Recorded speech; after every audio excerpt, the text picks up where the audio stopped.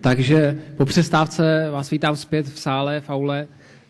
Na pořadu máme příspěvek Oskara Kjellberga, který nám překvapivě řekne, jak peníze mohou dávat smysl. Má tady připraveno na nás několik zajímavých příkladů a na závěr krátký film. Takže prosím Oskara Kjellberga. Oskar, could you come up and start?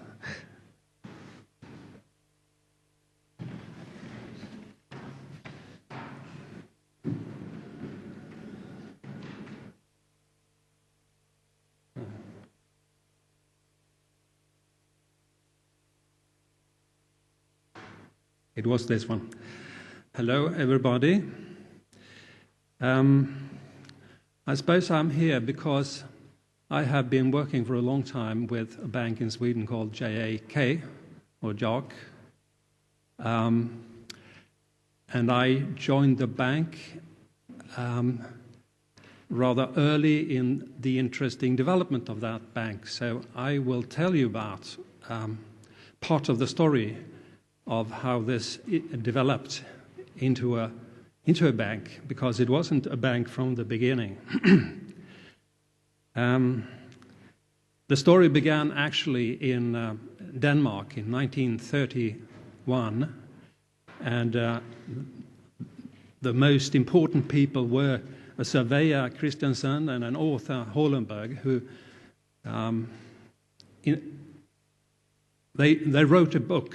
They had been discussing this for years and years, and Hollenberg thought to himself, I think that he said to himself that we must write a book about this if it's going to take off. So they wrote the book, and it actually got rolling after that. The word JAK comes from the production factors, land, labor, and capital, which in Swedish and Danish is jord, arbete, kapital. Then, 1965, as a group of Swedes, about 100 people, got together and wanted to start JAK in Sweden. It went on very slowly in the beginning. People started saving, but the savings were so small that they couldn't give a loan, actually, until a rich guy put in 1 million, that's 100,000 euros. Then they could get the lending going, and after that it expanded from that. So in 1970, the savings and loan system, and many years after that, they got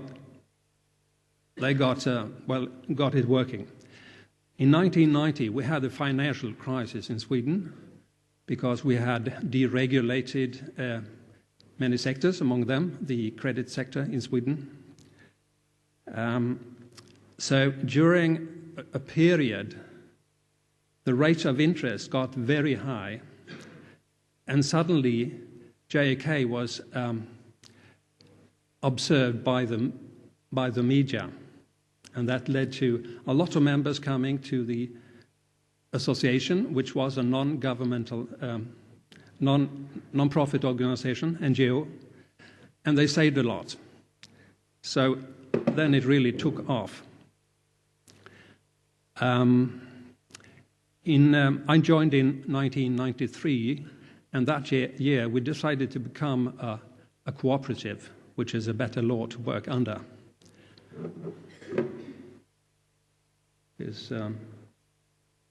Okay. And then Sweden joined the EU, and Swedish laws were harmonized, and that meant that we had to become a bank. So the third step was to become a bank. That was a tricky task, but eventually we got the license and started the bank in 1998. And then we were still 40,000 members, the same number that we had in 1993. There have been groups coming to us and asked for information and also asked for help to start JK in other countries. The first was the group from Ireland, from the FASTA. Many years later, there have been a group in Italy also trying. So far, no one has actually succeeded. It's not easy to tell why, but it's a complicated thing to start a bank. And it's getting ever more complicated. The motto, if we go to the ethics of JK, the motto that they decided in 1965 is human economic liberation, which stands for that we are not bound by economic dogmas. We are free to think in new ways. And that's exactly what Christiansen and Holdenberg were talking about in the 1930s. We help each other to become free from interest burdens so that we can control our own lives, and we are not striving for the freedom of the fittest to take advantage of other people. We dislike usury. The system we have, we don't charge a fee for the use of money. We don't charge interest, but we do charge a fee in order to cover the cost for our cooperative administration of the system, because it's a costly system, of course. There's a lot of people working there, and the computer costs money, and the building costs money. So, of course, we need a fee, but there is not a fee that results in a profit that's shared by the owners. There's no dividend paid to the owners. So the profit is by keeping it's in the pocket of the borrowers instead. So that's the idea.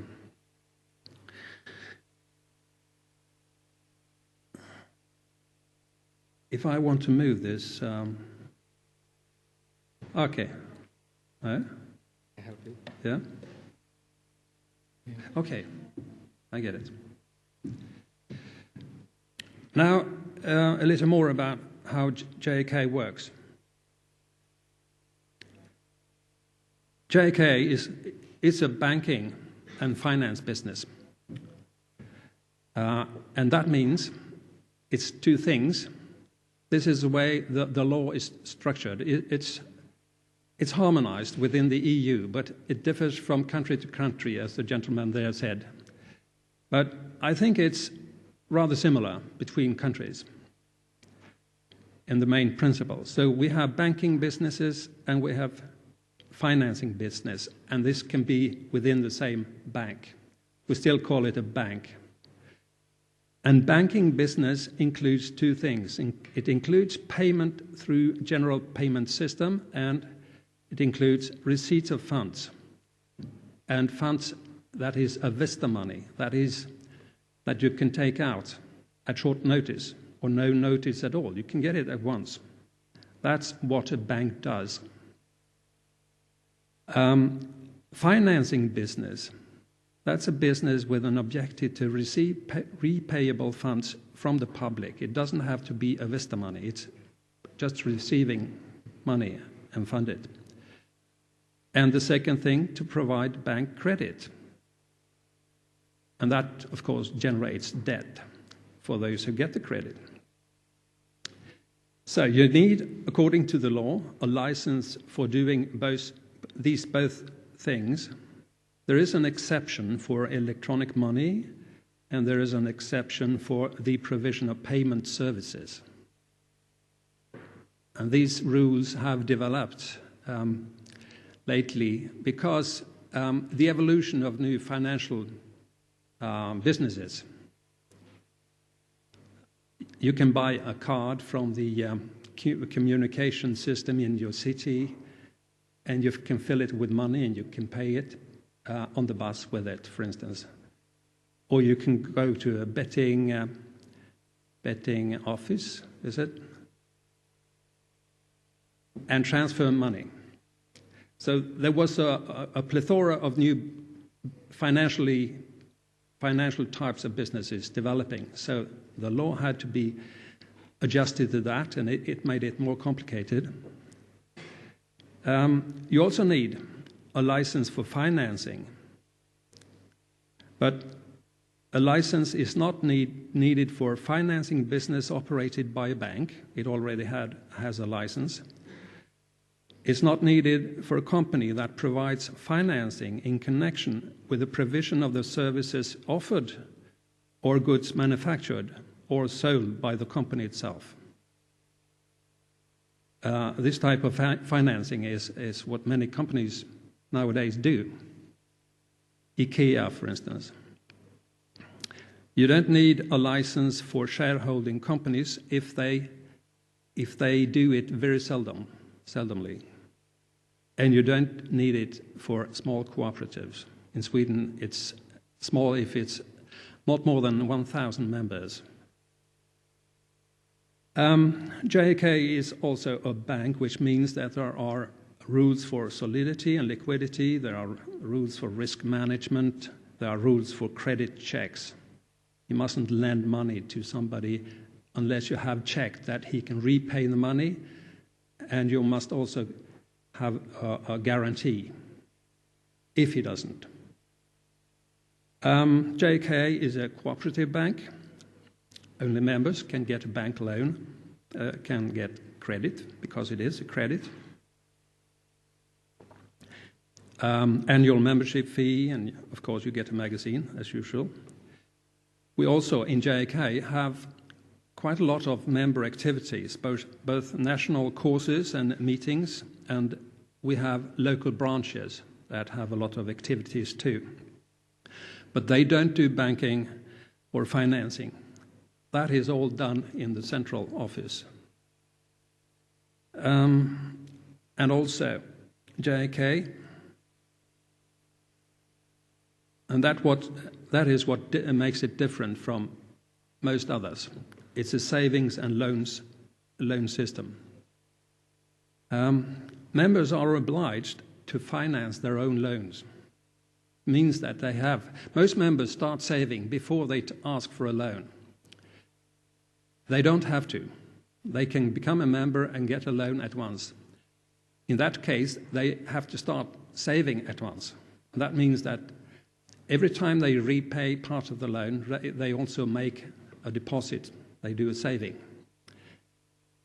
That means that bank is fully financed by its members. So JK does not finance its lending from the outside. It's completely closed in that way.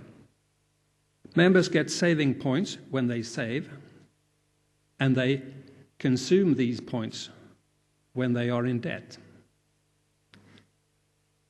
You're encouraged to save regularly, and you're encouraged to save in advance of getting your loan, but you are allowed, you're allowed to start saving at once as you get your loan. You can withdraw your savings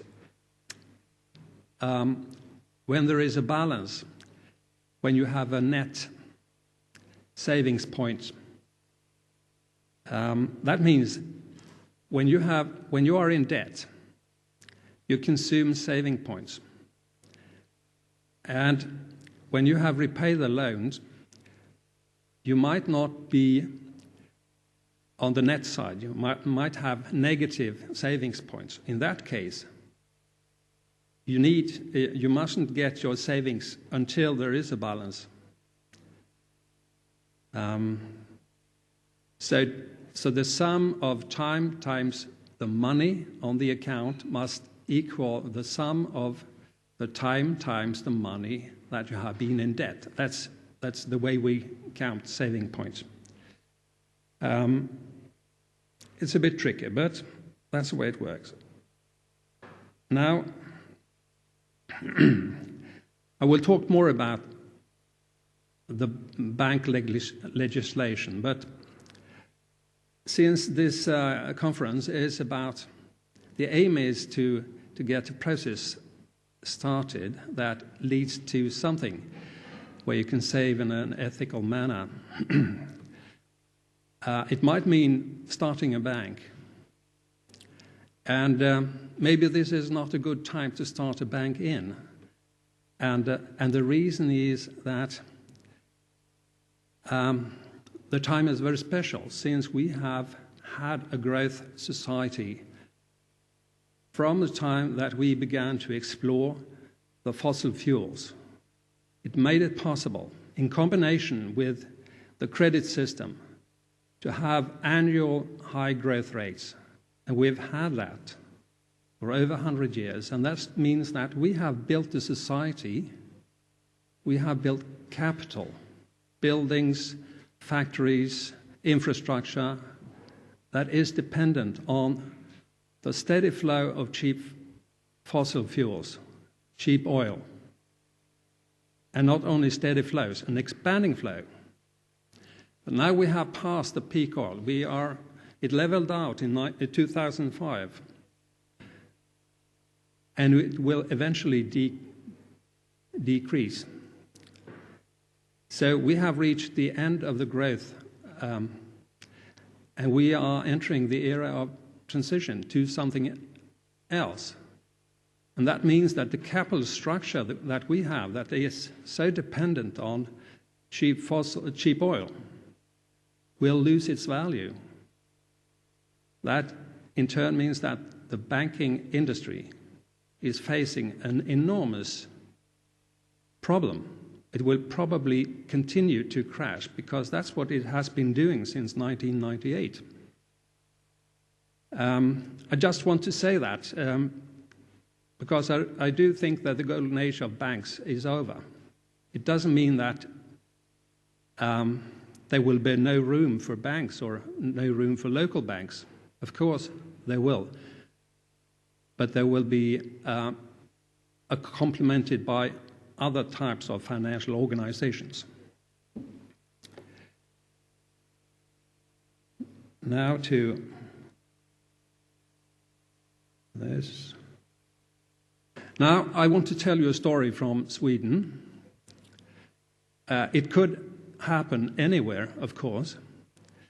And it's a story about a shop in a village on the countryside. The village or the community was shrinking. It was difficult to borrow money to invest in the companies. Money was invested in growing cities instead, and people had to follow the money to get employment. And now the last shop was about to close. The people were elderly, and they thought it was time. Somebody engaged the local people. They formed a cooperative and they bought the shop. And it went well. But after a few years, they realized that they could use this also for banking and finance functions. There was a cash register in the shop. Members made prepayments. They paid a sum of money, and during the coming month, they used that debit in the cash register to pay for what they brought home.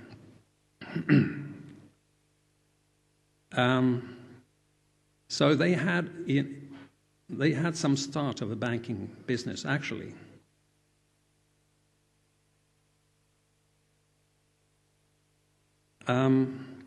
As always in shops, you could get in credit too. You could buy even if you didn't have money or had made payments in advance. So you could get in debit and you could get in credit in this shop. The next step, which they haven't taken, but this is a story, just to get you thinking about how to solve problems locally. Next step was that they allowed withdrawals. If you had made prepayments, you could take it back. And also they allowed transactions between members. Every member had an account in this cash register. So they could transfer money from one to the other, or even credit. They could debit one member and credit the other with the same amount.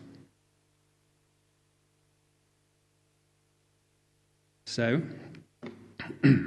member A could transfer money to member B by, in the cash register, they debited member B and credited member A. Easy as that. Now, what happens, you could think, if our shop became, our cooperative became a member of JAK, and other shops did the same thing, what could it then be possible to transfer money from member C, for instance, to member F? It would be, in the grocery 1, you would credit member C and debit grocery 1. So in a way, money goes from C to grocery 1. And then in the JK bank, grocery 1 sends money to the bank, and it's booked by grocery 1 is credited and the bank is debited. Next step is that grocery 2 is debited and JK Bank is debited. Then the money is over to grocery 2. And the last step is, of course, to credit grocery 2 and debit member F. And then you have the money where it was supposed to end. So that's the simple idea, and it was discussed in the JK many years ago. Nothing happened, but the possibility is there, at least as an idea. Now, once again, no, we have done this. What I want to do now is, this is one idea. There's another idea, and it relates to what I said, that the golden age of banking is over, which means that somebody who needs help with finance needs to have the possibility of borrowing money or getting risk money, getting money in that becomes equity in my company. So I can make the right mixture, the mixture that is right for my company, my business.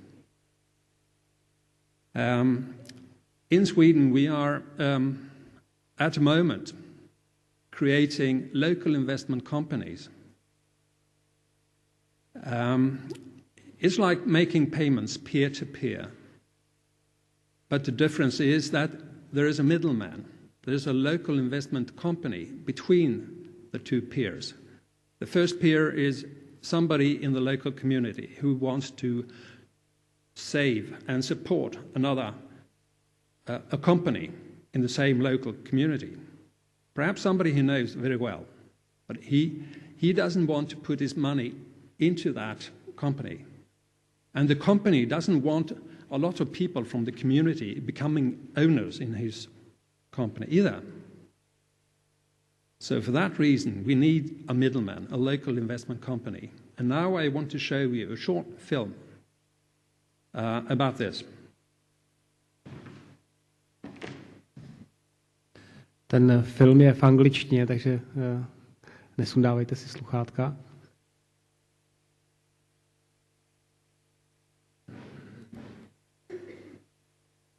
Let's talk about the impact a small business has on a community. Na to pustím ještě jednou, Provides nebojte. jobs, allowing employees to support their families and buy from other local business. Let's talk about the impact a small business has on a community. It provides jobs, allowing employees to support their families and buy from other local businesses. It can also sponsor community teams and events, increase tax revenues, supply other local businesses, and the list goes on. Overall, one small business makes a huge difference to the economy and the community. But what if a business couldn't get funding to ever open or expand? You see, it's actually really hard for a small business to get a bank loan, and getting the money somewhere else is nearly impossible. So really, a lot of small businesses can never expand, or even get started. Maybe it's time we rethink this system. What if there was a way for us to join with potential small businesses to invest in our communities ourselves? With crowd equity, now there is.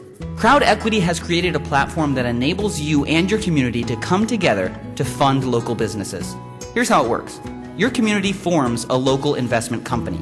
Then, a small business can present its plan to that LIC. If the LIC believes that the business plan is solid and would better the community, it opens a campaign to raise funds. Here's where you come in. You can invest directly in the company by purchasing one of their value certificates. And when you do, you get access to special perks, like coupons and discounts, until the company pays you back. Yeah, when they start making a profit, they pay you back, along with a predetermined premium. The real payback, though, is so much more than money. It's a more connected, safe, and prosperous community, for today and for the future. Learn more about how you can join with local businesses at crowdequity.com. Let's talk about the impact a small business has.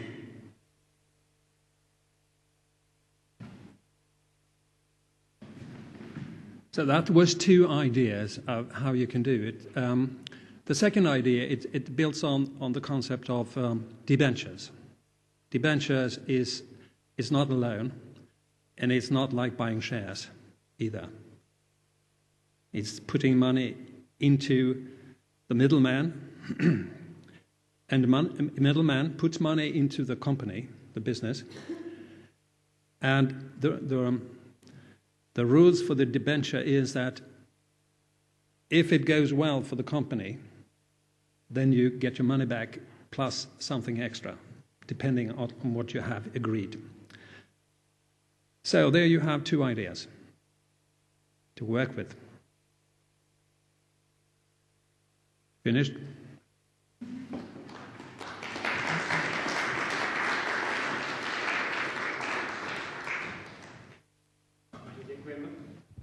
Halo, dobré, už to funguje. Děkujeme. A teď je teda prostor zase pro komentáře, dotazy na Oskara, poznámky.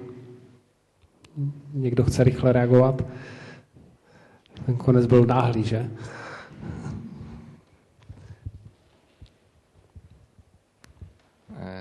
Takže když se nikdo nehlásí, tak já toho využiju. Já bych měl jeden dotaz k tomu druhému námětu. Kdo posuzuje ten projekt, tu myšlenku? Jste říkal, že pokud je ten plán realizovatelný, tak se uskuteční. Kdo rozhoduje o tom, že ten plán je realizovatelný? Děkuju. This local investment company is a locally owned company. It's owned by the people, and the people locally also vote. They choose their board of directors.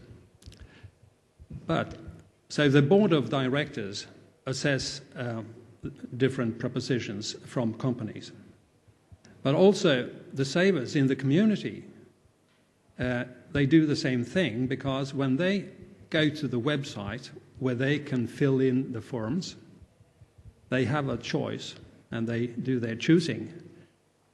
The third thing is that the local investment companies have meetings once or twice per year perhaps, and invites the people from the community and also the companies who want to present themselves. So there's several opportunities. Poprosím mikrofon paní Sobodové, potom Zbyněk Fiala. Bych se jenom chtěla právě zeptat, takže to je asi trošku návazná otázka. Přece jen si myslím, že asi nějaké procento, nebo aspoň někdo sem tam asi nedokáže ten závazek třeba splatit, tak jak potom to řešíte, nebo jak velké to procento je těch lidí, kteří to nedokáží vrátit?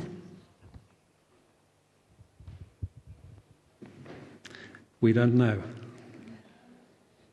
We don't know. At the moment, At the moment, two LICs, two local investment companies, are being formed. The one is in a local community. The other is at a university, actually, for their purpose of helping or creating the possibility to get money to inventors. But that's not what I'm talking about. I'm talking about local communities. And then there are two more waiting in the line to get started. But it hasn't started yet. So we don't have the experience. We are in the beginning of this. Děkuji. Zbigněk se hlásil. Já bych upozornil na zkušenost ze Spojených států, kde existuje síť investičních klubů, což jsou místní sdružení. Píše o tom Peter Lynch, což byl významný manažer fondu Magellan.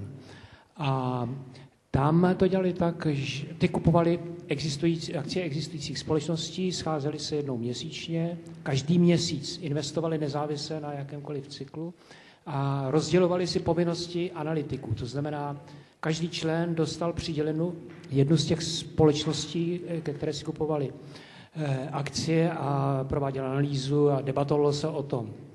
A pak šli společně do hospody a opili se. Ale že ta zkušenost společného investování existuje, možná, že by se něco z toho mohlo převzít. Existuje dokonce sdružení amerických investičních klubů, celostátní, které má 1 milion členů. Díky. I'd just like to add to that, that we are aware of the experiences from the States, but cultures are so different. Sweden is not the US, and I suppose that Czechia is not like Sweden or the US either. Dobře, někdo další? Tady a potom pán ve žlutém triku tamhle.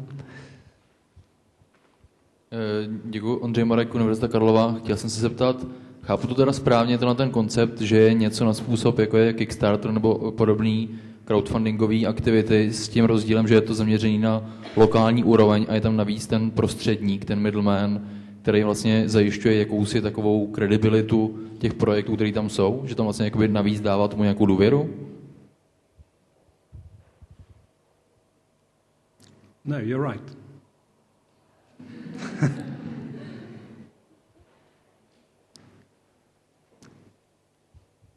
Možná znova ještě se vrátit k té otázce paní vepředu, která se možná ptala na tu vaši banku jak, kolik z těch členů třeba dluží nebo nepodařilo se jim vrátit tu půjčku a tam také hrajou roli ty savings point. A vy jste zmínil možnost, že vlastně zůstanou jakoby v mínusu. Tak jaké je to procento a jak se to vlastně řeší, tyhle asi 2 doplnění k té otázce? You're asking about the credit risk. There's a risk, of course, but we haven't lost much money. We have actually lost very little money. It's compared to other banks, it's very small. I don't have figures in my head, but it's very small. Poprosím otázku od pána ve žluté.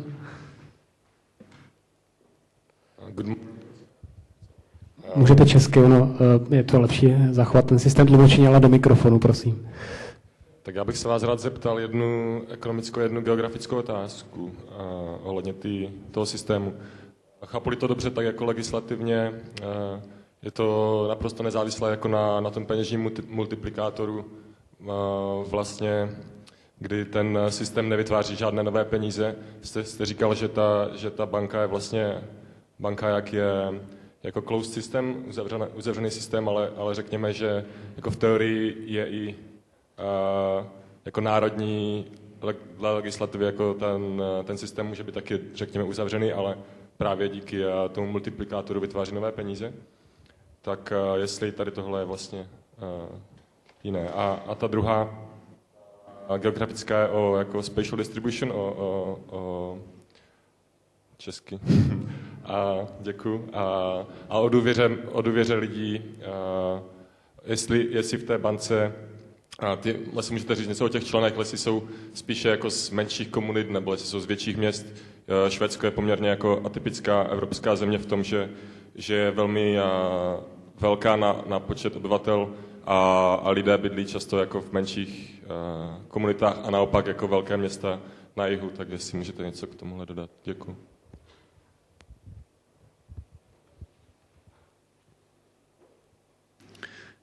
Well, the first question, in the beginning, you were not allowed to borrow until you had saved quite a lot, let's say.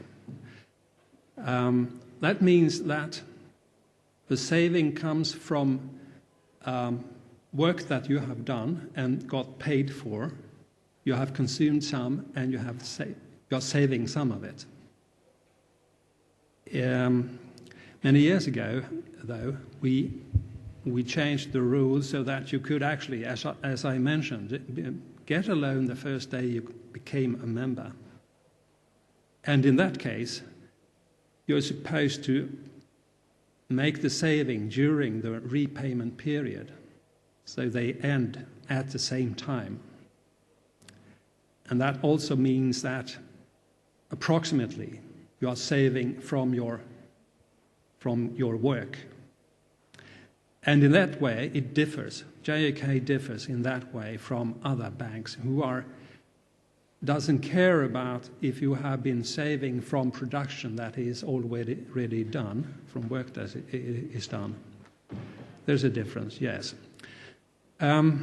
Geographically and in other ways, how it is spread, there are many members who save small amounts, and there are few members who save big amounts. So there are large stones and there are small stones, and there are stones of middle sizes too. And with simulations that we did long ago, we found that a good mixture of stones of all sizes is the best.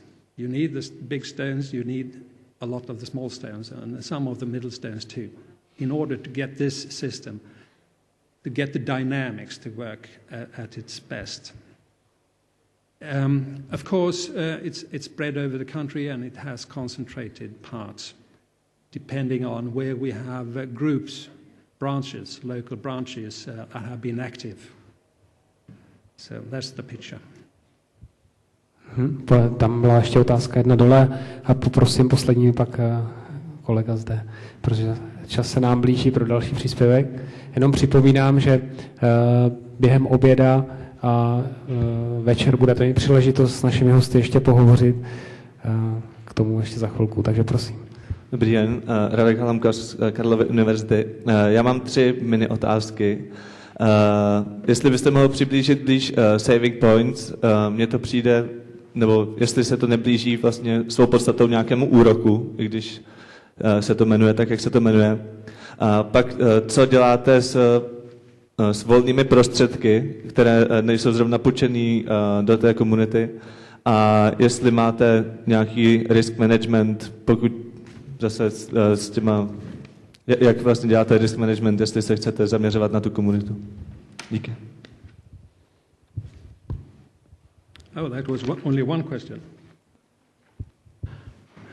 Well, no, saving points is not interest, because saving points it's not a right, it's a way to keep the balance between those who are saving and those who are borrowing. But you can't sell the savings points.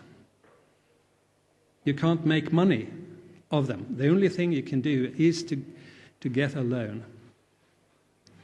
Or you can, actually, what you do when you get a loan, you spend your accumulated saving points.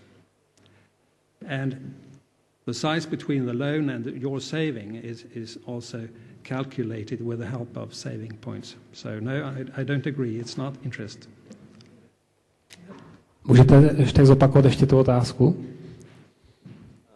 Druhá otázka byla, co děláte s volnými prostředky, které zrovna nejsou půjčené zpátky do komunity, jestli je investujete někam jinam, nebo co se s nimi dělá?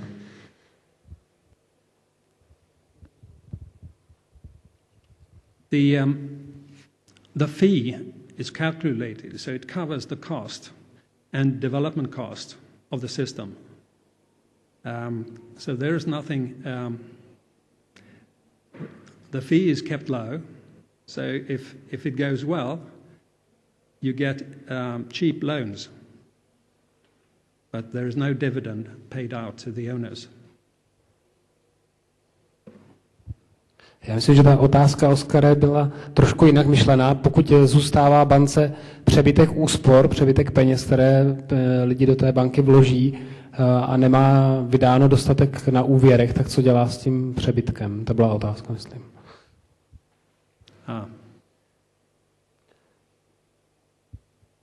It's lent to the state. Díky. A myslím, že jste měl ještě třetí dotaz. Bylo to tak? Dobře. Tak ho poprosím poslední. Děkuji.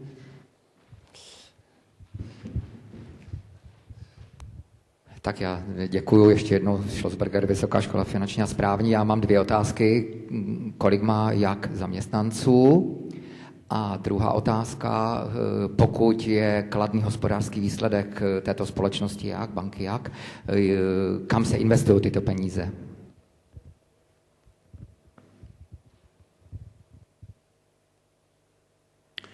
The employees is about 25 to 30, so it's a very small bank. And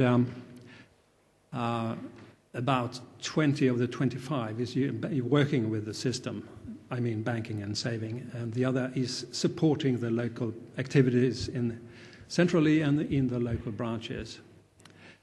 And if there is a surplus, which is most of the years, it's brought to the next year. Děkujeme Oskarovi za seznámení s Jak bankou a připomínám, že na 8 hodinu večerní jsme pro vás připravili společenský večer, na kterém budete moci s našimi hosty v neformálním prostředí pohovořit. Bude to velmi blízko, přímo tady pod okny v tom rohu v baru, který nikdo nezná, protože nebyl nikdy otevřen, takže to bude taková poměrně luxusní záležitost v tomto ohledu. Jmenuje se Paradigma a po naší akci bude definitivně zavřen, bohužel. Takže je to opravdu taková jedinečná příležitost podívat se do tohoto prostoru, který je dosti speciální svým příběhem. Samozřejmě bude to neformální, já odložím oblek a je to bar, takže nebojte se tam přijít, bude tam prostor při nějakém dobrém drinku popovídat se všemi, které tady vidíte.